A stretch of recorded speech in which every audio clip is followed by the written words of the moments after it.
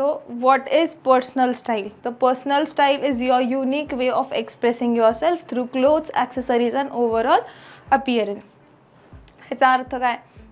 Personal style म्हणजे कुठलीच style perfect नसते. स्वतःला तुम्ही किती छान, किती प्रॉपर वेमध्ये, कोणत्या जागेसाठी कोणती स्टायलिंग कशी केली जाते, तर हे सगळं जेव्हा तुम्ही तुमच्या आउटफिट्स थ्रू, तुमच्या ॲक्सेसरीज थ्रू किंवा तुमच्या बोलण्याने, तुमच्या अपिअरन्सने जे तुम्ही दाखवता, ते सगळं तुमच्या पर्सनल स्टाईलमध्ये येतं.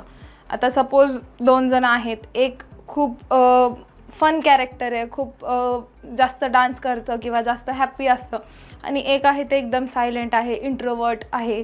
तर अशा 2 पर्सनॅलिटी आहे, इंट्रोवर्ट आणि एक्स्ट्रोवर्ट. तर त्यांचे कलर चॉईसेस पण डिफरंट असणार. सो जे एक्स्ट्रोवर्ट आहेत, जे खूप एन्जॉय करतं, खूप सारखं पॉप आउट होत असतं, सो त्याचे कलर चॉईसेस पण तसेच असणार, bright, like red, orange, yellow, purple, असे सगळे कलर्स त्याला जास्त आवडतील. पण जो पर्सन एकदम इंट्रोवर्ट आहे, डल आहे, एकदम शांत आहे, त्याचे कलर चॉईस कसे असतील? एकदम न्यूट्रल, ब्राऊनचे लाईट शेड, अर्दी टोन्स जास्त यूज करेल, ग्रे आणि ब्राऊनमध्ये जास्त जाईल. सो अशा 2 वेगवेगळ्या पर्सनॅलिटीज आहेत. पण ब्राऊनमध्ये पण किंवा पॉप आउट होणाऱ्या कलर्समध्ये पण पॅटर्न्स असतात, कशावरती लाईन्स असतात, कशावर डॉट्स असतात, तर कोणत्या जागी यूज करायचे हे पण आपल्याला कळलं पाहिजे. त्यानंतर it reflects your personality, lifestyle and preferences. तर ह्या सगळ्या गोष्टींमधनं काय कळतं की तुमची पर्सनॅलिटी काय आहे, तुम्ही कसे आहात, स्ट्रॉंग आहात की खूप इमोशनल आहात किंवा तुम्ही पटकन रिॲक्ट करणारे आहात, हे तुमच्या आउटफिट्स थ्रू एक्सप्रेस होतं.